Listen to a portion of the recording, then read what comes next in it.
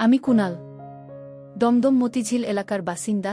আমাদের বাড়ি আজও একান্নবর্তী মা বাবা, কাকা কাকিমা আর আমার বাবার বড় ভাই জেঠামশাই ও জেঠিমাকে নিয়ে এক জমজমাট সংসার। আমি আমার বাবার বড় সন্তান। আমার পর আমার এক ভাই আর দুই বোন। তারপর জেঠামশাইয়ের দুই মেয়ে, রুনা বড় আর মিনু ছোট। কাকার এক ছেলে, বয়স ৮ বছর। আমাদের বাড়িতে সবাই হাসিখুশিভাবে জীবন যাপন করেন। মোটামুটি সচ্ছল পরিবার, কোনো অভাব আমাদের ছিল না। আমাদের বাড়িতে দোলের দিন বেশ বড় করে পুজো করা হয়, এবারও তাই হয়েছিল। আমাদের পাড়াতে সকাল 10টা থেকে রাত 10টা পর্যন্ত দোল খেলা হয়। আমার কোনো বাড়ি সকালে দোল খেলতে পারি না, আমাদের খেলা শুরু হয় দুপুর থেকে, যতক্ষণ না বাড়ির পুজো শেষ হচ্ছে। আমরা সবাই মিলে পুজোর কাজে সাহায্য করি মা কাকিমা জেঠিমাদের। এবার পুজো শেষ হতে হতে 2টা 30 হয়ে গেল। আমরা ভাইবোনেরা পুজোর প্রসাদ খেয়ে যে যার বন্ধুদের সাথে রং খেলতে বেরিয়ে পড়ি। আর এবারও প্রায় 3টা নাগাদ আমি বেরিয়ে পড়লাম। আমাদের বাড়ির কয়েকটা বাড়ি পরে একটা সরু গলি আছে, কোনো একসময় ওইখানে নর্দমা ছিল, আজ আর নেই। এখন শুকনো খটকটে একটা কানা গলি মাত্র। আর গলিতেই আমার কুমার জীবনের অবসান হয়েছিল, আর তাও আমার জেঠামশাইয়ের বড় মেয়ে রুনাকে নিয়ে। আমরা 3জন বন্ধু মিলে দোলের আগেই ঠিক করেছিলাম যে একটু সন্ধ্যের দিকে ওই গলিতে ঘাপটি মেরে থাকব, আর কোনো মেয়ে ওখান দিয়ে গেলে তাকে পাকড়াও করে গলির ভিতরে নিয়ে যাব। আমরা 3জনই খুব ভালো আর ভদ্র ছেলে বলে পরিচিত। রং হাতে নিয়ে পাড়ার সব বাড়িতে ঘুরে ঘুরে বড়দের পায়ে আবির দিয়ে প্রণাম আর ছোটদের গায়ে মুখে আবির ও অন্যান্য রং মাখিয়ে আমাদের দোল শুরু হয়। এরপর আমরা সবাই পাড়ার রাস্তাতে বেরিয়ে সবাই সবাইকে রং মাখাই, সেখানে বড়রাও থাকে। এবার সেরকম ভাবেই সব কিছু চলছিল। সন্ধে প্রায় হয়ে এসেছে, আমাদের পরিকল্পনা মতো ওই গলির কাছে চলে গেলাম আমি, শিবু আর তপন। শেষ বাড়িতে আবির দিতে গিয়ে ওই বাড়ির এক বৌদি আমাদের জোর করে সিদ্ধির শরবত খাইয়ে দিয়েছিল। আমরা যখন গলির কাছে এসে দাঁড়ালাম বুঝতে পারলাম যে সবারই একটু নেশা হয়েছে। শিবু আমার কাছে এসে বলল, কিরে কুনাল, এখন তো একটা মেয়ের দেখা পেলাম না। আমি বললাম, একটু অপেক্ষা করি, দেখি না আমাদের ভাগ্যে কি আছে। একটু পরেই একাধিক মেয়ের কলরব কানে এলো, উকি মেরে দেখি যে 4টে মেয়ে এদিকেই আসছে। আমি ইশারাতে সকলকে চুপ করতে বললাম। শিবু গলির বাইরে দাঁড়িয়ে আছে, আমি আর তপন গলির একটু ভিতরে। মেয়েগুলো কাছাকাছি আসতেই শিবু এগিয়ে গিয়ে বলল, তোমাদের একটু রং মাখাবো। একটি মেয়ে বলল, তাতে আবার জিজ্ঞেস করতে হবে নাকি, রং মাখাবে তো মাখাও। শিবু, এই গলির ভিতরে এসো বলেই মেয়েটিকে হাত ধরে ভিতরে নিয়ে এলো, আর ওই মেয়েটির সাথে বাকি 3জনেই গলির ভিতরে এসে দাঁড়ালো। সবাই গলির ভিতরে ঢুকতেই আমাদের দেখে বলল, তোমরাও রং মাখাবে আমাদের? আমরা সমস্বরে বলে উঠলাম, নিশ্চয়ই মাখব। আমরা 3জনে 3টে মেয়েকে রং মাখাতে লাগলাম। বাকি যে মেয়েটি ছিল সে খুবই ছোট, ও বাকি 3টি মেয়ের উদ্দেশ্যে বলল, এই তোরা রং খেলে আয়, আমি বাড়ি যাচ্ছি। ওদের উত্তরের অপেক্ষা না করেই মেয়েটি চলে গেল। আমি একটি মেয়েকে ধরে ওর মুখে বেশ করে রং মাখাতে লাগলাম, মেয়েটিও আমাকে রং মাখাতে লাগল। মেয়েটির পরনে একটা টি-শার্ট আর নিচে স্কার্ট। আমি হাতে করে একটু আবির নিয়ে শার্টের ভিতরে দিতেই মেয়েটি বলল, এরকম করলে আমি আর রং খেলব না, তুমি খুব অসভ্য। আমি, ওদিকে দেখো, ওরাও তোমার 2 বান্ধবীর বুকে রং মাখাচ্ছে। মেয়েটি ওদিকে দেখল আর কিছু বলল না। আমিও তাই রং দেবার বাহানাতে হাত দিয়ে শুরু করলাম। মেয়েটি জোর করে আমাকে সরাতে চেষ্টা করতে করতে বলল, এটা কি হচ্ছে, তোমার মতলব ভালো নয়, আমাকে ছেড়ে দাও, না হলে আমি চেঁচাব। আমি, চেঁচাও তুমি, লোকে জানলে তোমারই বদনাম হবে, আমাকে হয়তো একটু মারধর করবে, সে আমি সয়ে নেব, কিন্তু তুমি তো লোকের কাছে মুখ দেখতে পারবে না। আমার কথা শুনে মেয়েটি আর কিছুই বলল না। এবার আমি ওকে ঠেলে শিবু আর তপনের কাছে নিয়ে গেছি। শিবু এর মধ্যেই কাজ শুরু করে দিয়েছে। আমার সাথী মেয়েটি ওর বান্ধবীদের দেখে আমাকে বলল, দেখো যা করছো সাথে ঠিক নয়, আমি এখনো কুমারী আর এখনো কোনো ছেলে বন্ধু নেই, ওদের মতো আমাকে কিছু করো না প্লিজ। আমি, একদিন তো তোমার সাথে কেউ তো খেলা করবে, এখন একবার পরীক্ষা করে দেখো, তোমার খারাপ লাগলে তোমাকে ছেড়ে দেব। খেলাধুলা শেষ করে মেয়েটি ধীরে ধীরে উঠে বসে আমার দিকে তাকিয়ে বলল, আমি তোমাকে চিনতে পারছি না, যদি চিনতে পারতাম তাহলে তোমার বাড়ি গিয়ে নালিশ করে আসতাম। আমি, দেখো যা হবার হয়ে গেছে, আমিও তোমাকে চিনি না, তুমিও আমাকে চেনো না, এবার বাড়ি যাও, গিয়ে ফ্রেশ হয়ে নাও। হ্যাঁ, আর একটা কথা, তোমার তো কোনো ছেলে বন্ধু নেই আর আমার কোনো মেয়ে বন্ধু নেই, যদি আমাকে তোমার বন্ধু করতে চাও তো কাল সন্ধ্যের সময় এখানে এসো, আমি এখানে তোমার জন্য অপেক্ষা করব। এর উত্তরে ও বলল, কেন, একবার করে বুঝি স্বাদ মেটেনি? শুনে আমি একটু হেসে বললাম, শুধু গল্প করব আর আমরা দুজনে দুজনকে চিনে নেব। ও আর কোনো কথা না বাড়িয়ে ওর বান্ধবীদের দিকে দেখল, ওরাও সবাই তৈরি হয়ে গেছে, তাই ওরা তিনজন চলে গেল। শিবু, খুব মজা পেলাম রে। আমরাও ওর কথাতে একমত হলাম। আর দেরি না করে গলি থেকে একজন একজন করে বেরিয়ে এলাম। কিছুক্ষণ এদিক ওদিক ঘুরে বেরিয়ে যে যার বাড়ি চলে গেলাম। রাতে বাড়ি ফিরে বাচ্চাঘর ফাঁকা পেয়ে সোজা ঢুকে পড়লাম আর ভালো করে সাবান শ্যাম্পু দিয়ে স্নান করে বেরিয়ে এলাম। সোজা রান্নাঘরে গেলাম যদি কিছু খাবার পাওয়া যায়। অনেক খোঁজখুঁজির পরে দুপুরের খিচুড়ি প্রসাদ পেলাম একটা বাটিতে, সেটাই নিয়ে খেতে শুরু করলাম। খাওয়া শেষ করে বেরিয়ে এসে জল খেলাম আর সোজা বসার ঘরের দিকে চললাম টিভি দেখব বলে। বসার ঘরের আগে রুনা আর মিনুর ঘর, সেখান দিয়ে যেতে গিয়ে খুব চাপা গলায় কিছু কথা শুনতে পেলাম। মিনুরে আমার মনে হয় ছিঁড়ে গেছে রে, বদমাইশটা জোরে করে খেলল। এরপর মিনুর গলা, যাই বল দিদি, এই বেশ ব্যথা পেলেও পরে কিন্তু বেশ সুখ পেয়েছিলাম। মনে হচ্ছিল যে এর থেকে বেশি সুখ আর কোনো খেলাতে নেই। রুনার গলা, আমারও পরে বেশ মজা লেগেছিল। কিন্তু ওকে তো আর আমি চিনতে পারিনি যে ওর সাথে সময় সুযোগ মতো সেবা নেব, আর ওই গলির মধ্যে কি সেবা নিতে ভালো লাগে বল। মিনুর গলা, সেটা ঠিক বলেছিস। তবে তোকে যে ছেলেটা দিয়েছিল সে তো বলেছে যদি ওর সাথে বন্ধুত্ব করতে চাই তো কালকে সন্ধে বেলা ওই গলিতে যেতে। রুনার গলা, তা তো বলেছিল, কিন্তু যদি খুব পরিচিত কেউ হয় তো আমার খুবই লজ্জা করবে রে। মিনুর গলা, দিদি যাবি কালকে ওর সাথে দেখা করতে, আর হোক না চেনা পরিচিত, তাতে তো কোনো অসুবিধা নেই। আর চেনা হলেই তো ভালো, কোনো ক্ষতির ভয় থাকবে না। আর আমার মনে হয় ছেলেগুলো সবাই ভালো। আর আমার মনে হয় ওরাও আমাদের মতো প্রথমবার। চল না দিদি, একবার ওই ছেলেটার সাথে দেখা করে বন্ধুত্ব পাতাই, তাহলে তুই আর আমি দুজনেই মাঝে মাঝে সেবা নিতে পারব। রুনার গলা, যদি ওরা তিনজনেই আসে তাহলে তো তোকে বা আমাকে দুজনকে দিয়ে নিতে হবে। মিনুর গলা, সে হয় হবে, তবে যাব, তুই আর আমি, ঝুমাকে কিছুই বলবো না আমরা। রুনার গলা, ঠিক আছে, সে দেখা যাবে, আগে তো কাল সন্ধে হোক, আমার খুব খিদে পেয়েছে, মাকে বলি কিছু খেতে দিতে। ওরা এখনই বেরোবে, তাই আমিও চট করে ওদের ঘরের সামনে থেকে সরে গেলাম আর বসার ঘরে গিয়ে টিভি চালিয়ে দিলাম। ভাবতে লাগলাম, তাহলে তিনটে মেয়ের মধ্যে আমার দুই বোন ছিল। আর কালকে যদি আমাকে দেখে ওরা বাড়িতে বলে দেয় তো মহা কেলেঙ্কারি হয়ে যাবে। ভাবতে লাগলাম কি করা যায়, শিবু বা তপনকে বলা যাবে না, তাহলে পাঁচ কান হবে। যা করার আমাকেই করতে হবে। রুনা মিনু খেয়ে বসার ঘরে এলো, আমাকে দেখে রুনা বলল, কিরে দাদা, তোর রং খেলা কেমন হলো? আমি, ভালোই, প্রতিবার যেমন হয় সেরকমই। মিনু, তা তোদের তো দেখলাম না, তোরা কোথায় ছিলি? আমি, কেন, আমরা তিনজন নেই তো পাড়াতেই ছিলাম। রুনা, তা কোনো মেয়েকে রং মাখালি নাকি নিজেরাই নিজেদের রং মাখালি?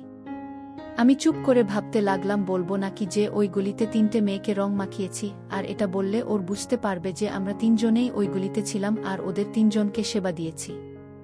আমাকে চুপ করে থাকতে দেখে মিনু বলল, কিরে দাদা, চুপ করে আছিস কেন? আমি, আমার ভীষণ গরম লাগছে, আমি ছাদে যাচ্ছি। সাথে সাথে রুনা আর মিনু বলল, আমরাও ছাদে যাব। আমি ওদের কথা শুনে সোফা থেকে উঠে সিঁড়িতে পা দিলাম। ওদিকে রুনা মিনু দুজনেই মাকে বলল, মা, আমরা দুজনে দাদার সাথে ছাদে যাচ্ছি। মার উত্তর, ঠিক আছে, তোমরা ছাদে যাও, রান্না হলে তোমাদের ডাকব। আমি ওদের আগেই ছাদে চলে এলাম। কোথায় বসবো ভাবছি, এরই মধ্যে রুনা মিনু ছাদে উঠে এলো আর সাথে একটা মাদুরও নিয়ে এসেছে। মাদুর বিছিয়ে আমাকে রুনা বলল, আয় দাদা, মাদুরে বস। আমিও মাদুরে গিয়ে বসলাম। বসার পরে মিনু জিজ্ঞেস করল, এবার তো আর গরম লাগছে না, এবার বল, আজ তোরা তিন বন্ধুতে নতুন কিছু করলি কিনা? আমি, ঠিক আছে, আমি সব বলবো, কিন্তু তার আগে তোরা বলবি। মিনু, না না, আগে তুই বলো না দাদা।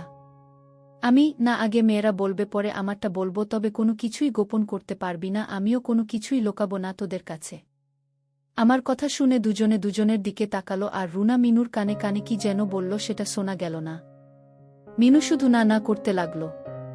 রুনা আমার দিকে তাকিয়ে বলল, দাদা দেখ, আমরা তো এখন বেশ বড় হয়েছি, যদি কোনো ছেলের সাথে কিছু করে থাকি তো তুই আমাদের বকবি না বল। আমি, আগে তো শুনি কোনো ছেলের সাথে তোরা কি করেছিস, আর তাছাড়া আমি কি কোনোদিন তোদের বকেছি না মেরেছি? রুনা, না, তা বকিসনি বা মারিসনি, তবে আজ যেটা হয়েছে তার জন্যে আমাদের দুজনের কোনো দোষ ছিল না, সবটাই জোর করে করেছে। আমি, ওরে কি করেছে সেটা তো বলবি। জোর করে কেউ কি রং মাখবার নাম করে তোদের বাগানে হাত দিয়েছে? মিনু, দাদা জোর করে শুধু হাতই দেয়নি, আরও অনেক কিছু করেছে। আমি মিনুর দিকে তাকিয়ে বললাম, তোদের চেনা ছেলে নাকি অন্য পাড়ার কেউ, আর এ ঘটনা কোথায় হলো? এবার রুনা বলল, ওরে উইয়ে আমাদের কয়েকটা বাড়ির পরে যে কানা গলি আছে সেখানে তিনটে ছেলে দাঁড়িয়েছিল আমরা কাছে যেতেই। তবে আমরা কেউই ওদের চিনতে পারিনি, রং মাখা মুখ আর অন্ধকার থাকার ফেলে কিছুই বুঝতে পারিনি ওরা কারা। আমি ভাবতে লাগলাম এখনই বলবো ওদের যে ওই তিনজন আমরাই ছিলাম। হঠাৎ রুনার কথায় ত্বক নড়ল। কিরে দাদা, চুপ করে আছিস কেন, কিছু বল। আমি বললাম, তা তোদের আগে বল, কি করলো, কিভাবে করলো, আর তোদের মজা লেগেছিল কিনা সব খুলে আমাকে বল। আর আমি কথা দিচ্ছি যে আমি কিছুই বলবো না। তোদের পরে আমি যা বলবো তাতে তোরাও কিছুই বলতে পারবি না আমাকে বা বাড়ির কাউকে। মিনু মুখ নিচু করে বসে আছে, বুঝলাম মিনু কিছুই বলবে না, তাই আমি বললাম, ঠিক আছে আমি নিচে যাচ্ছি, তোরা যখন আর কিছুই বলবি না তো এখানে চুপ করে বসে থেকে কি হবে, বলে আমি উঠে দাঁড়ালাম। আর তাতেই মিনু আমার হাত ধরে বলল, দাদা যাস না রে, আমরা সব বলবো, দেখ আমাদের তো এসব কথা বলার আর কেউ নেই, তুই আমাদের একাধারে দাদা আর বন্ধু, তাই তোকেই আমাদের আজকের ঘটনা সবটাই বলছি। এরপর দুজনে সব কিছু আমাকে বলতে লাগলো, আর ওদের বলা শেষ হলে আমি বললাম, ওরা কি ভিতরে ফেলেছে নাকি বাইরে? রুনা বলল, আমার পিটার উপরে ফেলেছে, আর মিনু একই কথা বলল। রুনা আরও বলল যে, জানিস দাদা, আমার ছোট কাপড়টা টেনে ছিঁড়ে ফেলেছিল, সেটা হয়তো এখনো ওখানেই পড়ে আছে। আমি ভাবতে লাগলাম যে সেটা তো আমি আসার সময় পকেটে করে নিয়ে এসেছি। সেটা আমার বাচ্চা ঘরে ছেড়ে রাখা প্যান্টের পকেটে আছে, যেটা আমি একেবারে ভুলেই গেছিলাম।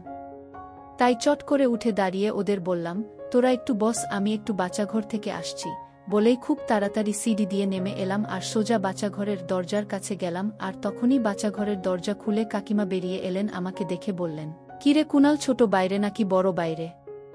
আমি শুধু আমার করে আঙ্গুল তুলে দেখিয়ে সোজা বাচ্চাঘরে ঢুকে গেলাম। দেখলাম আমার জামা প্যান্ট একটা বালতিতে সাবান জলে ভেজানো। তাড়াতাড়ি করে প্যান্টটা তুলে ওর পকেটে হাত দিয়ে সেই ছেঁড়া ছেঁড়া কাপড়টা পেলাম, ওটাকে ভালো করে জলে ধুয়ে নিংড়ে আমার পকেটে চালান করে দিলাম। তারপর বেরিয়ে আবার এসে সিঁড়ি বেয়ে ধীরে ধীরে উপরে উঠতে লাগলাম। ছাদের দরজার কাছে পৌঁছতেই ওদের দুবোনের কথা কানে আসল। মিনু বলছে, দিদি দাদা এখনো কি করছে রে, হিসি করতে গেল নাকি আমাদের ওই ছেলেগুলো দিয়েছে? সেটা শুনে ঠান্ডা হতে বাচ্চা ঘরে গেল। রুনা, হতে পারে রে।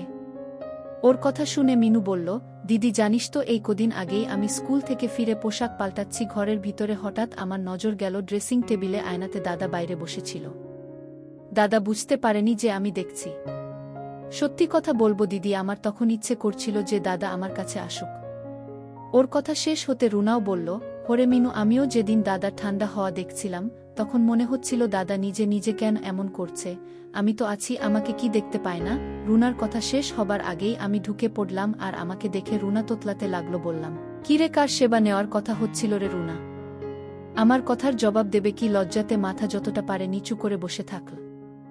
আমি মিনুকে জিজ্ঞেস করলাম, তোরাও সেবা নিয়ে নিজেদের মধ্যে বলাবলি করিস তাই না? মিনু শুধু মাথা নেড়ে হা বলল। আমি রুনার কাছে গিয়ে বসে বললাম, আমি সব শুনেছি, তা আমার তোর খুবই পছন্দ তাই না? তা আমাকে তো কোনোদিন বলিসনি। বলে ওর মুখ তুলে আমার দিকে ঘুরিয়ে আবার জিজ্ঞেস করলাম, তুই আমার মেশিন কবে দেখেছিস বল, নইলে আমি জেঠিকে সব বলবো যে আজ তোরা কি করেছিস। রুনা আমার হাত ধরে বলল, প্লিজ দাদা, আর তাছাড়া তুইও তো মিনুর বাগান দেখেছিস। আমি মিনুর দিকে তাকিয়ে জিজ্ঞেস করলাম, আমি কবে দেখেছি রে? মিনু, কেন গত সপ্তাহে আমি স্কুলের পোশাক পাল্টাবার সময় তুই আয়না দিয়ে চুরি করে দেখছিলি? তুই কি ভেবেছিলি আমি জানতেও পারবো না? তুই যদি নিজে থেকে সামনাসামনি দেখাতিস তাহলে তো আর চুরি করে দেখতে হতো না। রুনা, আমিও তো মেশিন চুরি করেই দেখেছি, তুই কি কখনো আমাকে দেখিয়েছিস? তুই বললেই পারতিস যে মেশিনটা একটু দেখতে দে। মিনু হঠাৎ বলে উঠল, আমি এখন বলছি মেশিনটা একবার দেখা না রে। এই তো আমার লক্ষ্মী বোন, দেখতে চাইছে, তোকে দেখাবো, রুনাকে নয়। আর তার বদলে তোর বাগান আমাকে দেখাতে হবে কেমন? মিনু, দাদা আমি রাজি। ঠিক আছে, তার আগে আমি রুনাকে একটা জিনিস দেখাবো বলে রুনার দিকে তাকালাম। রুনা, কিরে দাদা, কি দেখবি রে? যা দেখাবো সেটা দেখলে তুই বিরমি খাবি। রুনা, যা হবার হবে, তুই দেখা, যেটা দেখবি সেটা কি আমার জিনিস নাকি অন্যের? আগে দেখাই, তোকে দেখলেই বুঝতে পারবি সব, বলে আমার পকেট থেকে ছেঁড়া কাপড়টা বের করে ওর হাতে দিলাম। আর সেটা দেখে বুঝতে পারল যে ওর সেই কাপড়টা। আর বোঝার সাথে সাথে রুনা আমার উপর ঝাঁপিয়ে পড়ে বলতে লাগলো, শয়তান, তাহলে তুই আমার সেবা দিয়েছিস? কি করব বল, এত বড় হলাম কিন্তু এখনো পর্যন্ত কাউকে সেবা দেওয়ার সুযোগ পাইনি, তাই তো আমরা তিনজনে মতলব এঁটেছিলাম যে করেই হোক আজ কাউকে না কাউকে দিব। মাদুরে পড়ে আছি আর উপরে রুনা হতবম্বের মতো তাকিয়ে আছে আমার আর রুনার দিকে। রুনা না উঠে বলল, দাদা জানিস, আমার স্বপ্ন ছিল যে তোর মতো কোনো রূপবান ছেলের কাছেই প্রথম সেবা নিব। তুই আমার স্বপ্ন সফল করলি রে আমার লক্ষ্মী দাদা। মিনু সব শোনার পর ধাতস্থ হয়ে শুধু বলল, যাক বাবা, বাইরের কেউ নয়, নিজের দাদার কাছেই যখন ইচ্ছে হবে এবার থেকে সেবা নিব। তবে আমার প্রশ্ন হচ্ছে, দিদিকে তো তুই, তাহলে আমাকে কে দিল? আমি বললাম, শিবু। কেন, তোর ভালো লাগেনি? মিনু, প্রথমে আমার প্রাণ বেরিয়ে যাচ্ছিল, তবে পরে বেশ মজা হয়েছে।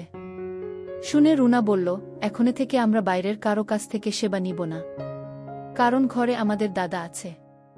কি দাদা আমাদের সেবা দিবা না? আমি, কেন একটা বলছিস? তোদের সময় সুযোগ করে আমি ঠিক দেব, কোনো চিন্তা করিস না রে তোরা। মিনু আমার আরও কাছে সরে এসে বলল, কিরে দাদা, আমি তো সেই কখন থেকে বের করে রেখেছি, তুই তো একবার দেখলি না।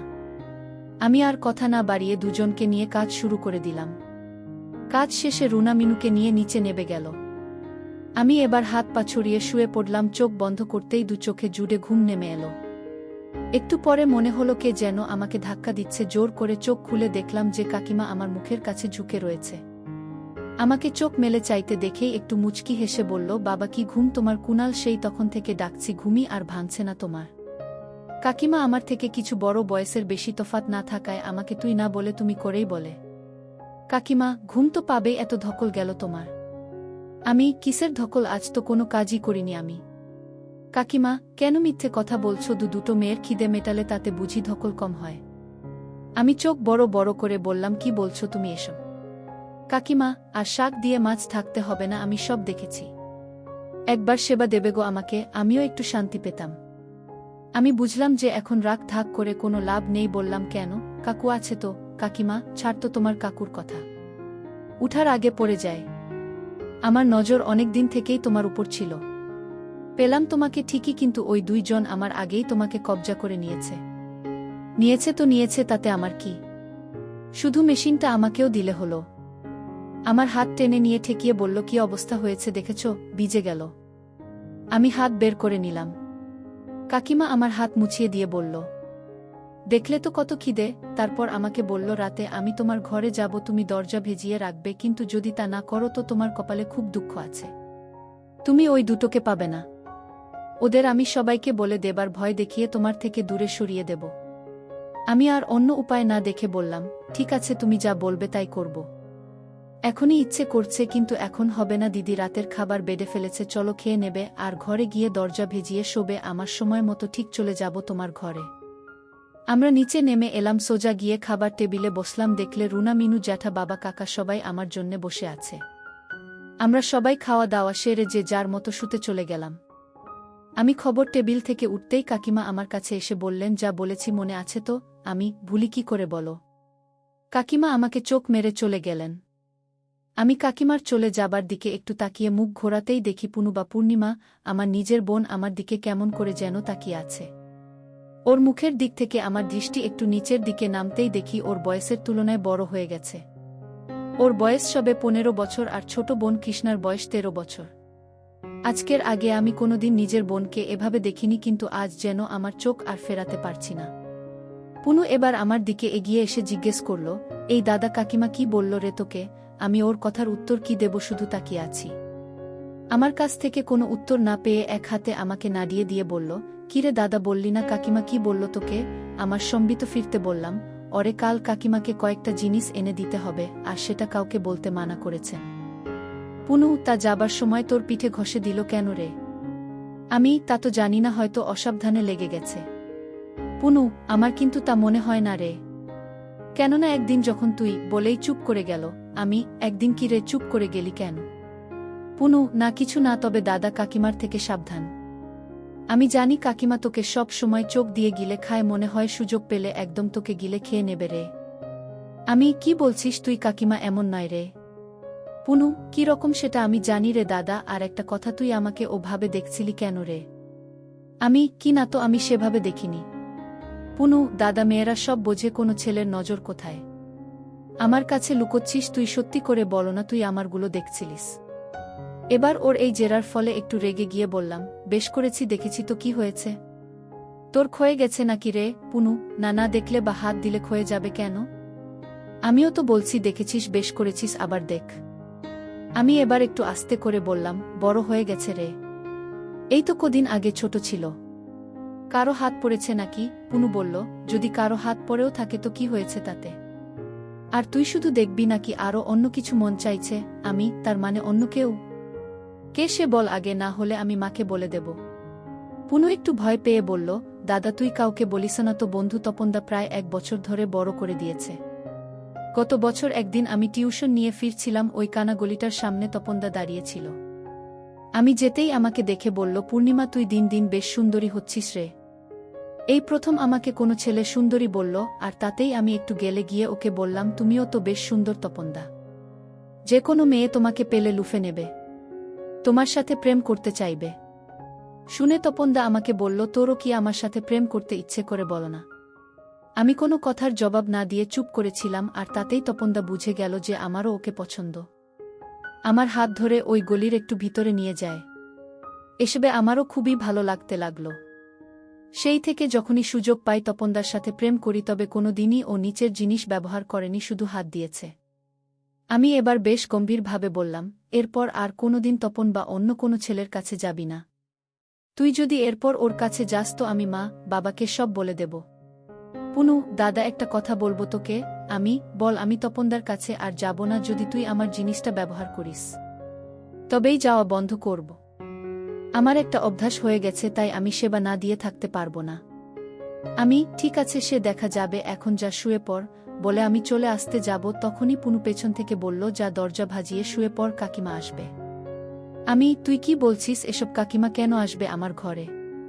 পুনু, দেখ দাদা, আর আমাকে ভোলাস না, আমি শুনেছে কাকিমা তোকে দরজা ভেজিয়ে রেখে শুতে বলেছে, আর আমি জানি কাকিমা তোর সাথে শুধু গল্প করতে যাবে না, কাকিমা তোকে দিয়ে সেবা নিতে চাই। সে তুই যা খুশি কর, তবে আমাকেও সেবা দিতে হবে। আমি বললাম, ঠিক আছে, এবার যা, কেউ দেখে ফেলবে, আর আমি তোকে নিয়ে কাল থেকে শুরু করব। আমার কথা শুনে হামি দিয়ে ছুটতে চলে গেল। আমি আমার ঘরে গিয়ে শুয়ে পড়লাম, ভাবলাম একদিনেই সব কেমন পাল্টে গেল। গতকাল ও আমি এসব ভাবতেও পারতাম না, আর আজ সবাই আমার সেবা নিতে চাইছে। একটু পরে আমার ঘরের ভেজানো দরজা একটু ফাঁক করে কেউ একজন ঢুকলো, বুঝলাম কাকিমা এলো।